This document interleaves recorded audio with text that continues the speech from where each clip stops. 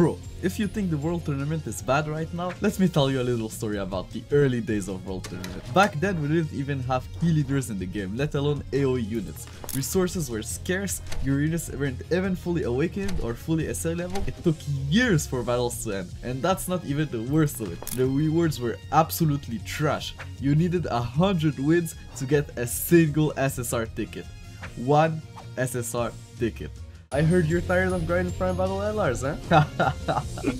Well, let me tell you a little story about the first ever Prime Battle LR. Back then, the free to play unit pool was so small that it pretty much only consisted of Super Strike units, and they were bad. And not only were your options bad, the drop rate of the Prime Battle SSR was merely inexistent, and you had to get 24 of them. But that's not even the worst of it. The third stage required 50 stamina with no category boost, nothing, and it took forever to do, just to get 5 medals, and you needed 777 of them.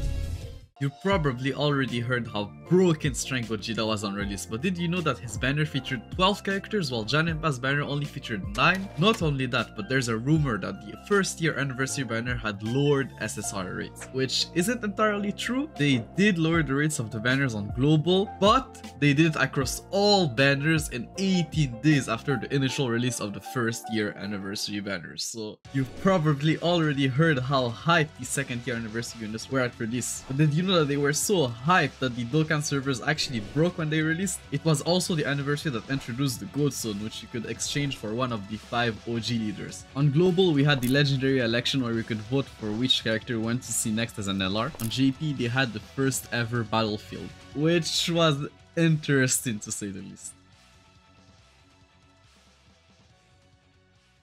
The third year anniversary. What a crazy celebration it was. Introduced the transformation mechanic with the LR fusions who were absolutely crazy at the time. I remember Potara's team being so broken with all the defense counters and healing. We also had the introduction of Porunga, which was pretty cool since it made everyone have something to do every day beyond just logging in and farming the Ginyu Force free play units, who were very good for new players who needed help carrying Dokkan events. Also, let's not make the same mistake as Bandai and forget about the super type units, who were decent at the time but are now long overdue for an easy year. The Dokkan 4th year anniversary. The anniversary that changed everything. We went from getting a couple hundred stones per anniversary to almost 1,000. It was also the beginning of a very bad pattern with the release of the new LR Super Saiyan 4s. At least we finally got some type of payday system with the coins. We had a new LR B-Pen who was very good at the time, and Goku and Vegeta Juniors who were pretty decent. Part 2 introduced 2 new LRs, which was something never seen before at the time. Like 2 new LRs in the same banner. There was also a raid against Omega Shenron who gave us a QR Universal Spirit Bomb Goku. We also had the Punch and Bag event, where we had to nuke while punching bags. I remember the first 3 stages being literally impossible to do, even years later, until the airplane cycle. But that's a story for another day. Did you know the 4th year anniversary LRs were leaked before the anniversary, before anybody knew what the theme of the celebration even was? Their passive were apparently supposed to be way worse. Vegeta was supposed to only have 80% defense at the start of turn and Goku 80% attack. Their whole gimmick was supposed to be them getting most of their stats on Super. Just imagine that in today's beta. They quickly realized that they were too weak and quickly buffed them before release, thankfully. The Dokkan 5th year anniversary, considered by many as the hypest celebration of all time. Like, seriously, what could be more hype than standalone transforming fusions? Not only did they have active skills, they also brought the final trump card category, the closest thing we had to a fused fighter category back then. This anniversary also brought the skill orbs, which made the blue fusions even crazier. We also had the first ever 55 ticket sum. One guaranteed LR doesn't seem like much nowadays, but back then this banner had so much value. Part 2 gave us an LR Rose and LR Broly trio, which was kind of a disappointment back then since people were expecting an LR Merge Zamasu and full power Broly. This is also the first anniversary to have 3 parts, and man, the 3rd part brought the one thing that everybody wanted but that nobody thought possible at the time: LR Easy.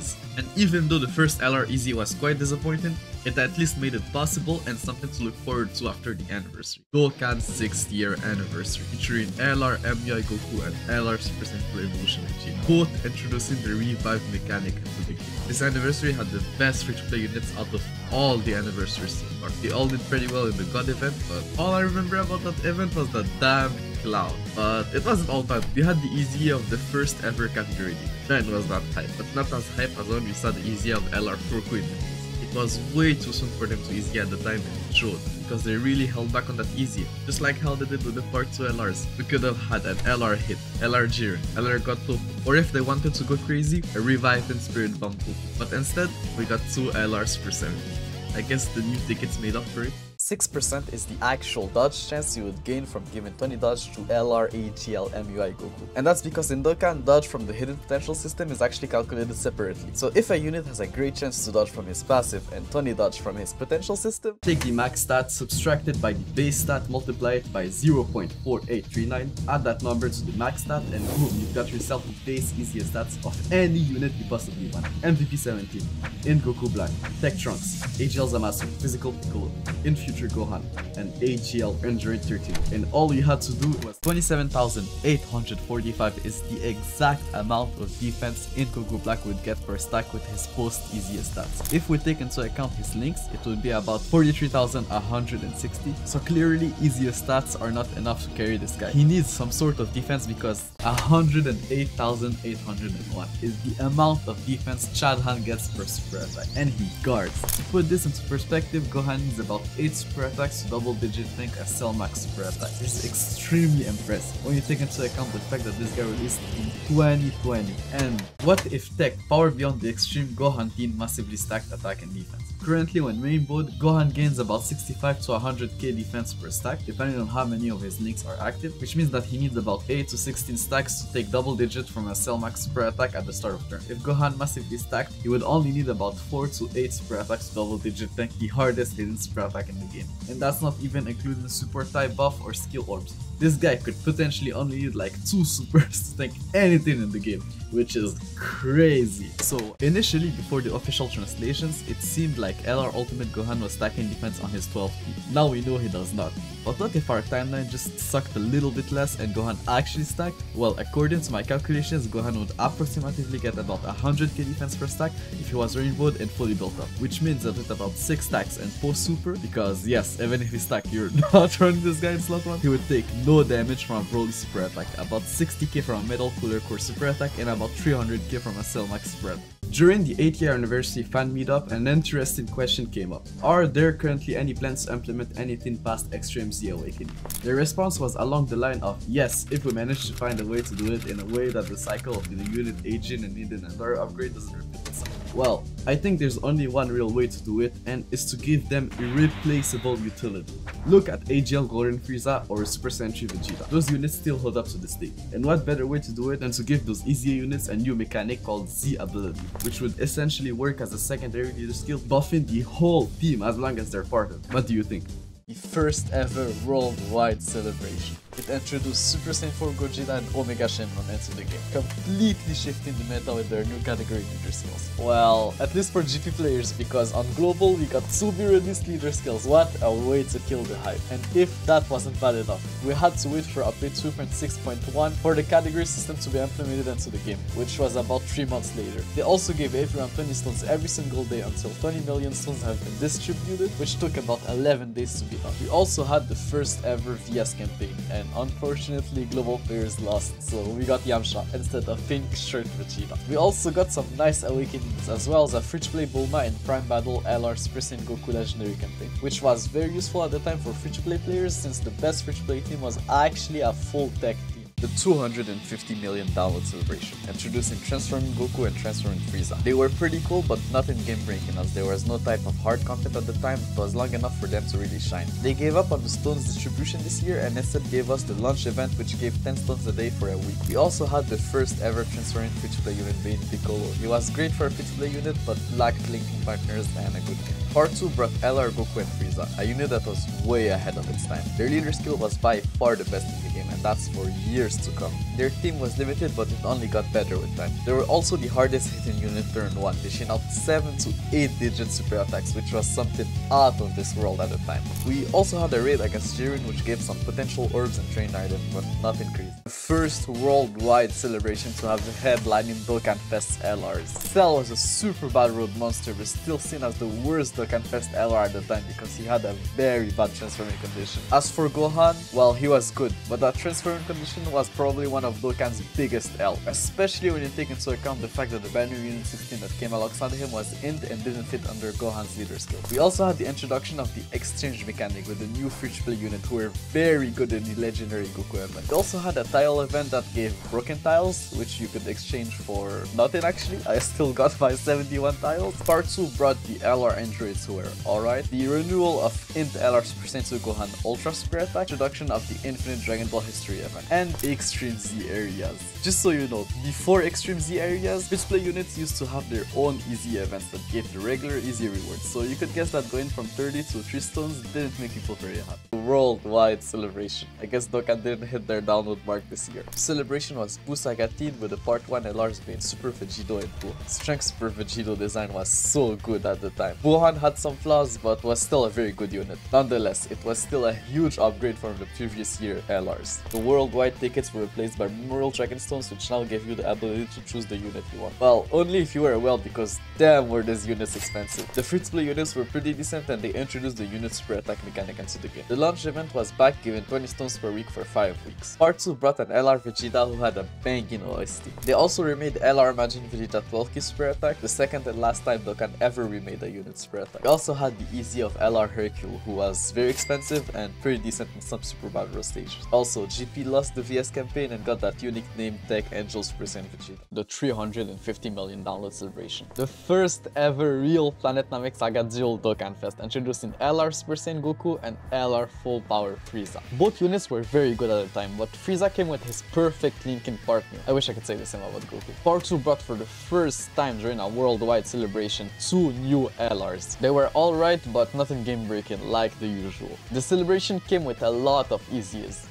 The Ginyu Force EZAs were pretty decent, Transforming Goku and Transforming Frieza were good, as well as LR Bard. It also introduced 4 new events. The Bulma event that gave 10 stones a day for 13 days, the Guru event, the first event that was focused around link levels, the Epic Collection of Battle, a new type of hard content which gave new super type memories, and the Bardock event, another challenging event that was focused around AoE units. The second worldwide celebration, arguably the greatest celebration of all time. Even though the team and the headliners weren't so hyped, there was just so much content. We got 5 new Redstone stages, and some additional missions for some already existing Redstone stages, 4 new limited attempts events, new story events, a new boss rush stage, a new Dragon Ball History event stage, a new chain battle, a new challenging event with 6 new stages, another challenging event with 5 new stages, 4 new EZs, a new Extreme Z area, and 2 sub. How many small orbs does it take to rainbow an int unit? 4,310, 4,330, 4,400, 4,530.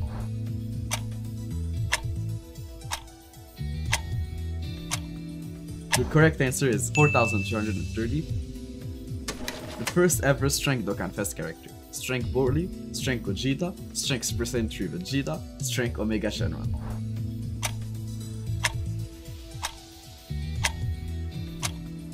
The correct answer is Strength Broly.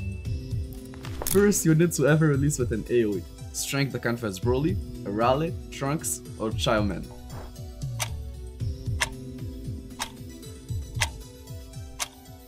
The correct answer is Strength Dokkan Fest Broly. The first extreme class unit to be effective against all types. Tech Hit, the GT Duos, Angel Cell, or LR Turles.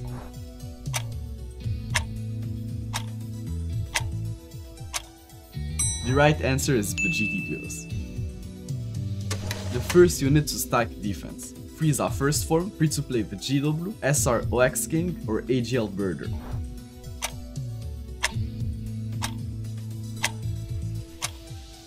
The right answer is the free-to-play Vegito.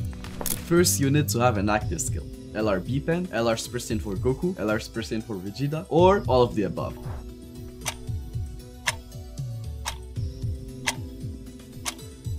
The right answer is LR B-Pen. The first ever Tech Dokkan Fest character. Tech Cell, Tech Beerus, Tech Super Saiyan 3 Gotenks, or Tech Golden Frieza.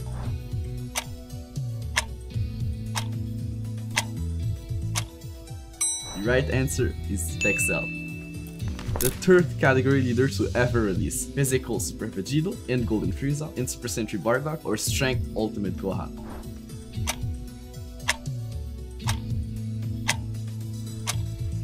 The right answer is Strength Ultimate Gohan. The first ever Dragon Ball Heroes collab was back in September 2016 during the second part of the $90 million celebration. As far as I could remember, it wasn't really related to the celebration and they just kind of dropped the banner out of nowhere introducing 4 new Heroes characters. Then a couple of months later, during the Gotenks celebration, they brought back the banner and awakened Super Saiyan Teen Gotenks into Super Saiyan 3, which was a big surprise at the time and somewhat hype considering he was the first ever Dragon Ball Heroes team. The 2017 Hero Celebration. There was no big celebration. As a matter of fact, there was no celebration at all, just a banner, but man was it hype. Being able to use characters like Super Saiyan 3 Trunks and Gohan was like a dream made true. And the cards were actually usable for their time, not like what we get this year. Anyways, all of that was only on JP and for quite some time. The 2018 Hero Celebration. Unlike the past years, the celebration brought a new story event and a new Easy alongside the new banner, which had 7 new characters. That many new characters in a single banner was something never seen before, and they were pretty good for SSRs. Xeno Super Saiyan 3 Goku could guard, Xeno Super Saiyan 3 Vegeta was a pretty good offensive unit, Supreme Kai of Time was pretty useful in the Potara Super Battle stage with her seals and support, Super Mira could greatly stack defense, and the other units, even though not special, could put out alright numbers. The 2019 Hero Celebration, the first Hero Celebration to bring new Dragon Ball Heroes story event, introducing 2 new free-to-play characters who were pretty decent in Legendary Equip. As for the banner, we had 6 new featured characters like last year, but this time we also had 4 new unfeatured characters who were actually featured in a different banner 2 months prior. It was also the first Heroes collab where we didn't have to wait years for their awakening. At the exception of the Xeno Saiyans, all the new units came with their own Dokkan awakening. We also had the awakenings of all the past year's Heroes characters. The 2020 Hero Celebration, the first ever shared Dragon Ball Hero Celebration. It brought 6 new units, including 4 new apes. Together they were very good, but outside of Vegito they had some pretty restrictive passives. Vegito was the first ever kind of unofficial Dragon Ball Heroes Dokkan Fest. Well, he had a Dokkan event and his kit and leader skills were Dokkan Fest level. We also had another story event with a subpar free-to-play unit and a new difficult event, which was literally just a Dragon Ball Heroes version of the Dragon Ball History event. The 2021 Hero Celebration, probably the least hyped Hero Celebration ever. People were expecting Blue Gogeta, Heart, Super Saiyan 3 Rose, Evil Saiyan Turles, the Limit Break and Super Saiyan Force, but nah, all we got was God Trunks, and some units nobody really cared about. The units were good, but God Trunks unfortunately wasn't very useful outside of his team, and was pretty much just pure stats, with his only utility being Orb Changing, which was completely useless in the only team you could actually run him. At least the celebration brought the first wave of Dragon Ball Heroes Easiest. They were all decent and the Super Saiyan 3s were very useful for Extreme Super Battle. We also had a little premium crossover stone that you could exchange for all the Dragon Ball Heroes units. The 2022 Heroes Celebration. The hype was back. Even though it looked like there was going to be no Vegito this year, we were finally going to see the Limit Breaker Super Saiyan Force. And man did they dance dirty. Like sure, the units weren't bad per se, but you had to run them on their respective teams just to be alright. And bro, the Limit Breaker Super Saiyan Force for some weird, I don't know what reasons, had free-to-play level stats. At least we got some pretty decent easiest like Golden Cooler and the Giga Chat Xeno Super Saiyan 3 Goku. The celebration also brought some free-to-play easiest who were alright, and as for Dragon Ball Heroes Resident Event, which had a mission that was literally impossible to do unless you summon on a new banner, which people probably wouldn't have minded if the units were actually busted and usable outside of their teams. The 2023 Hero Celebration. We finally got Limit Breaker Super Saiyan 4 Vegito, and man was he worth the wait. He had 60% damage reduction for his first 6 turns and could easily dish out multiple 10 million plus attacks, way better than what we got last year. As for the rest of the units, apart from the fact that you needed 259 medals to awaken them all, Super Saiyan 3 Rose was pretty decent defensively but lacked offensively pre-transformed. Limit Breaker Super Saiyan 4 Bully and Berserk Control Vegeta were mid, who was decent if you were lucky with orbs. Janemba could be very crazy during his first 5 turns, and Golden Middle Cooler was pretty good post super. As for the easiest, we had some good and some bad, but the main thing here was the easy of physical Super Saiyan 4 Vegito. This guy was exactly what the new Limit Breaker Super Saiyan 4 Vegito needed. The new Red Zone stages weren't as challenging as the year before since the heroes characters this year were actually decent. The celebration also brought a new Nukin event and a burst mode that was alright as long as you summoned for the heroes.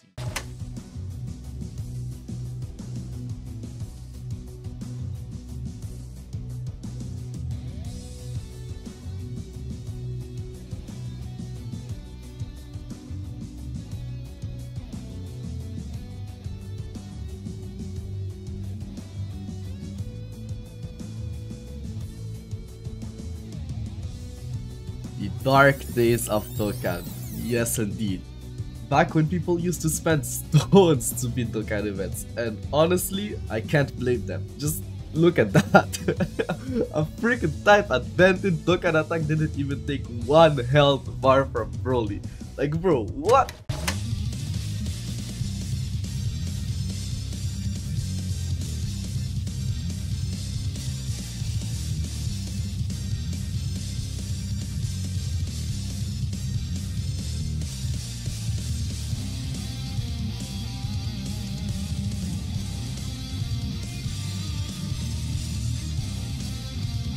Yes, Yamcha used to be the best unit in the game.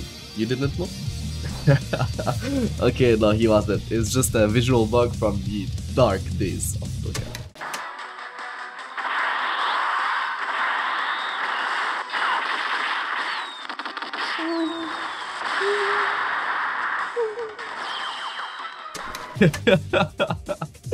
Yes, you're not dreaming. This was posted in the Dokkan Battle subreddit in 2017 by the user Sally Jeffrey 91 to our camp. Honestly, I think the guy just forgot to close subtabs and they were still running in the background. And by times, I obviously mean the episode of Dragon Ball Z where Goku was chasing bubbles. Don't believe me? Let's roll the clip again. If you're dedicated, have way too much time to waste, and don't care about your sanity, Devilman is an absolute godsend for you. This guy has a 1% chance to one-shot anything. Broly, Cellmax, the Metal Cooler Court, you name it. But let me ask you one question. Is it really worth it? Like, for real, is it really worth it? Because if it is, you need to touch some grass now! The first ever thank you celebration on Global, aka the first fuck you celebration. The game was down for an entire day. Gogeta was the money seller and they knew it, so they put all the good units on Janemba's Baron, knowing damn well that people would only summon for Gogeta. But that's not the worst part. Units like Super Saiyan 3 Angel Goku and the Super Saiyan 4s who were featured on GP were nowhere to be seen on Global. At least the headliners were good, they were just upgraded versions of their first year anniversary counterparts. As for the rest of the celebration, we had new story mode stages, the first AGL type banner, and a new Pepticals banner. Yeah, celebrations were pretty dry back then, but at least we got tickets for it. Did you know that the 2018 thank you celebration started with part 2 LR? Yes, the first part of the celebration introduced LR Bardock, and the second part of the celebration brought Dokkan Fest full power Super Saiyan for Goku. Alongside Bardock in the first part, we got the first ever set of gift cards characters, who unlike today's wish strips, had some actual decent and usable characters. As for the second part, I'm just gonna say that if you were missing Shadow Dragon Saga characters like me at the time, that banner was a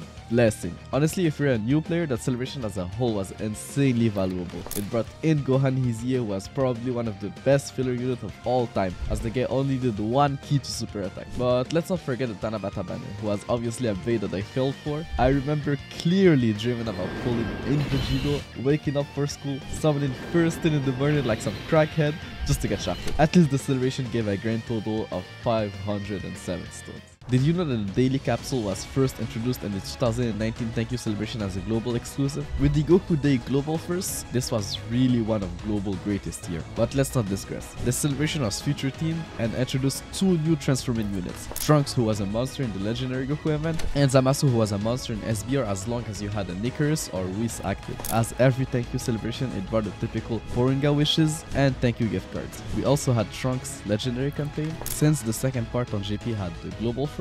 On Global, they did some improv and dropped a top legendary summon banner. The special friend summon and the easy of physical Goku Black was significantly better on Global. The second celebration, also known as the 2020 thank you celebration. The headliners were completely overcrowded by the time they came to Global. There was some weird maintenance issues and the game was extremely buggy. The first part of the celebration brought your typical Poringa wishes, gift cards, free-to-play EZAs, and chain battle. And the second part brought some filler yellow coins banners, the easy of Prime Battle Goku, who was phenomenal at the time, by far the best free-to-play EZA, and probably the worst EZA of all time, Super Saiyan 3 Broly. I don't know what they were thinking, but this guy still lowered his defense post EZA, which is very sad since it's probably the only version of Super Saiyan 3 Broly that we're ever going to get. So this is why this is The third thank you celebration, also known as the Airplane Saga or the 2021 thank you celebration for those of you who weren't around at the time. The headliner was seen as worse than his counterpart because of his active skill condition and the 5-turn scouter. They replaced Janaba with some filler top legendary summon banner, and they almost banned everyone for using a bug. There was a bug revolving around the airplane mode that multiplied not only the stats of your units but all of their hidden potential abilities. This was just so broken and people used the shit out of that bug to beat all of the hard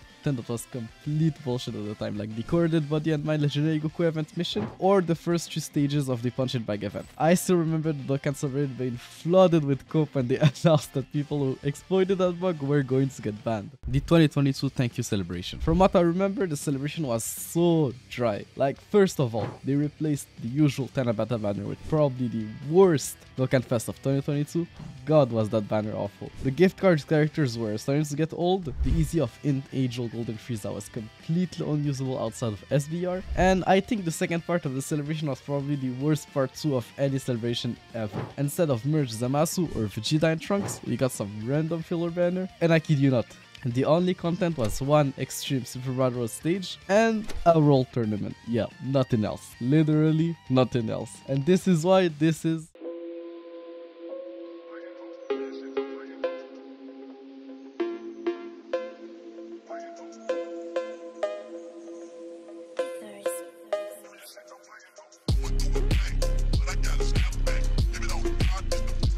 Why is everyone playing this bubble popping Candy Crush from Walmart type of game?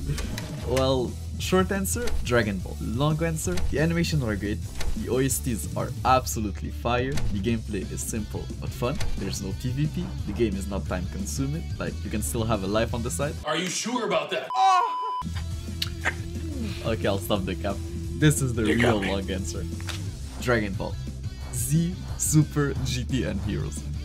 Being honest, I think the hypest I've ever been playing this game was probably during the $200 million celebration. At the time, we still weren't so sure if the worldwide units were going to be Dokkan Fest LRs, and I still remember watching the live stream where they revealed the unit and just being like, bro, like, what? What are those animations, my boy? Like, yo, they look so good. Then their kits were leaked, and the rest is history. Anyways, what's your Dokkan hypest moment?